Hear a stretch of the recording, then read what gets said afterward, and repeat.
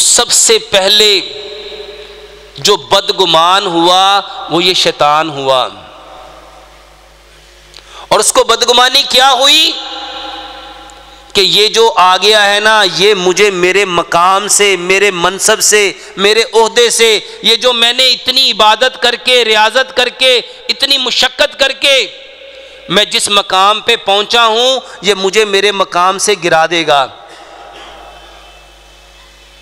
اور یہ سب سے پہلا گمان کس نے کیا؟ شیطان نے کیا. اور میرے محترم بھائی اور بہنوں، جو اس نے گمان کیا اس کے ساتھ ویسا ہی یہ بات سمجھنی ہے ہم بیمار کیوں ہیں اور ہمارے اندر یہ بیماریاں کہاں سے آئی ہیں، جبکہ ہمارے رب نے ہمیں قسمیں کھا کھا کے پیدا کیا، سب سے بہترین پیدا کیا، اشرف المخلوقات پیدا کیا. جب میں اشرف ہوں تو پھر بیمار کیوں ہوں؟ یہ سوال ہے. اس کو ہم نے اس کانٹینٹ میں سمجھنا ہے کہ آج یہ جو جگر خراب ہوتا ہے، معدہ خراب ہوتا ہے، آنتیں خراب ہوتی ہیں، گردے خراب ہوتے ہیں، یہ جو دل کی بیماریاں، یہ جو معدے کی بیماریاں، یہ جو پھیپھڑوں کی بیماریاں، اس کا ریلیشن کیا ہے؟ اس کا سبب کیا ہے؟ سب سے پہلا جو گمان بد ہوا تھا وہ کس کا ہوا؟ شیطان کا.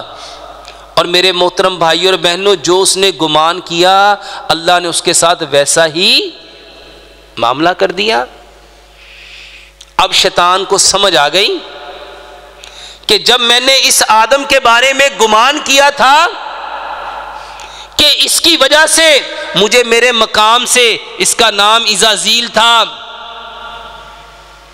یہ سلطان الارض تھا، یہ فرشتوں کا معلم تھا، یہ اللہ کے ہاں عزت کے باعث تھا، اور یہ تھا جن، لیکن عبادت کر کر کے، ریاضت کر کر کے، اللہ کا تقرب حاصل کر کر کے یہ جنات میں سے کہاں چلا گیا؟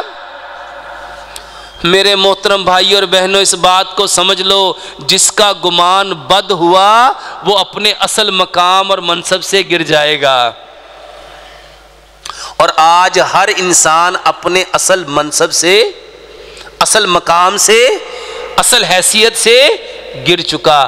کس کی وجہ سے؟ گمان کی وجہ سے.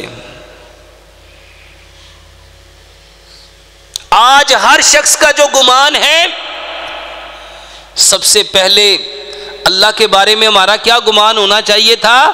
وہ ہمارا رب بھی ہے، وہ ہمارا خالق بھی ہے، وہ ہمارا مالک بھی ہے، وہ ہمارا رازق بھی ہے. اور ہم نے اللہ سے بدگمانی کیا کی؟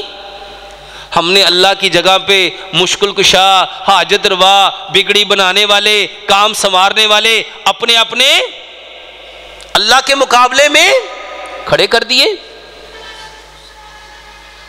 اور یہ ہماری بیماری کا بیسک سبب ہے. اور آج ہر شخص